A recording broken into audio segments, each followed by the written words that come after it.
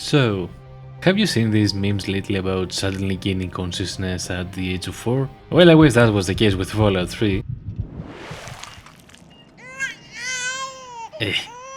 Welcome to Fallout 3, the game where I started off with minus 10 lag because I was born in America, my mother died of cringe when she saw me and my father left. Upon him leaving the vault, he gets proclaimed a traitor, and naturally they try to hunt him down, kill his kid that got left behind. Okay, reasonable I guess. I pulled a John Wick as I tried to escape, saved my bully's mom to unlock the secret MILF ending, got the cool kid's jacket, and made my way to the outside.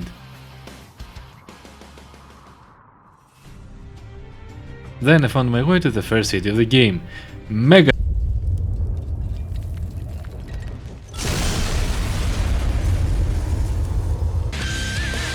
I went around pressing A on NPC searching for information, and the only one that seemed to know where RadioVoiceMan went is a dick. So I picked his cabinet's lock, got the password for the terminal, deleted his handler on Destiny 2 and boom!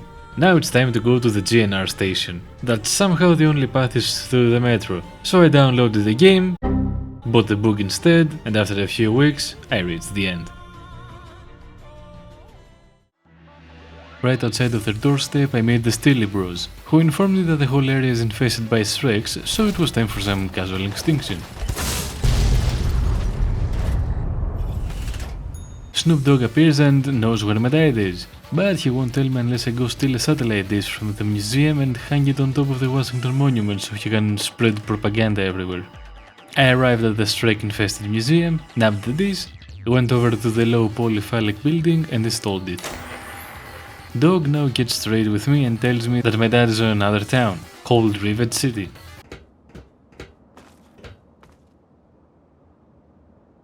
Didn't they film an Avengers movie here? I went inside Lexington, and after greeting the welcoming and friendly inhabitants, I got to talk to my father's probably secret affair, only to learn that he is literally next door. I make my way through Shrek's offsprings once again, only to find out that my dad left his mixtapes behind. But there wasn't any beats in them, just some Vault 112 mambo jumbo.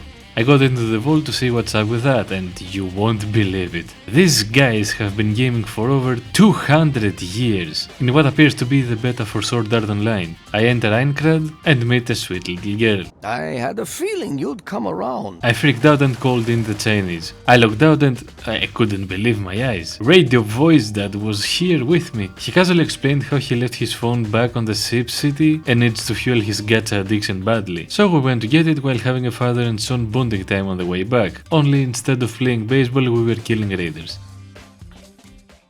Back on River City, RadioVoiceMan and his side bitch got to talk. Apparently Dad wants to make a giant water filter and needs a gecko to get it going. Back to the memorial, now with a science team, I ran around fixing stuff like Dad's little errand boy, and then the baddies came and demanded my father surrenders, so in a heroic act he released Element 115, took down the baddies and sacrificed himself. I then escorted my adoptive mother, I guess, to the Steely Bros home, where she calmly asks for help. You open this goddamn door right now! I met a grandpa, made a new friend, and found out that the gecko is on Vault 87. But apparently they never learned how to flush toilets in there, so entering the place normally will kill me. Mr. Lightbulb Head informed me about another entrance that might help me. They are not sure though, cause they were too bored to go check themselves, and I'll have to be the one pissing in the dark again. What I thought would be just some regular caverns turned out to be a little kids club.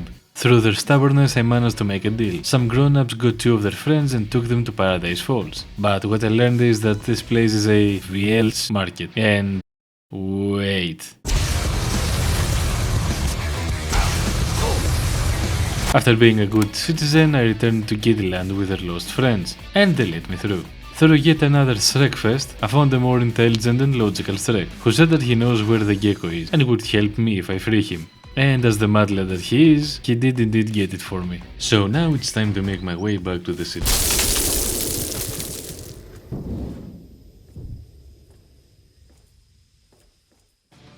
So, you're awake.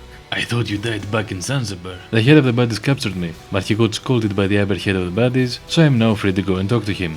What I found though was a computer program that tried to convince me into turning the water cleansing machine into an ethnic cleansing machine. I told him that's cringe and killed himself while taking the entire base with him. Reunited with Mad Lad Shrek now, we made our way back to Grandpa's house. Told him that they got the gecko, so it was time to deploy the Uncommunismimator 3000 and make our way to the memorial for one final battle. With the water filter almost ready to go, we come face to face with Colonel Dickhead. I managed to convince him that there is no need for more blood to be spilled.